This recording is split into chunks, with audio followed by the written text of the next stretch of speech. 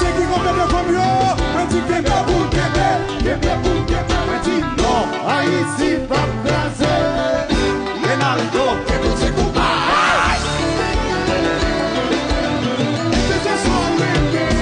C'est lui-même.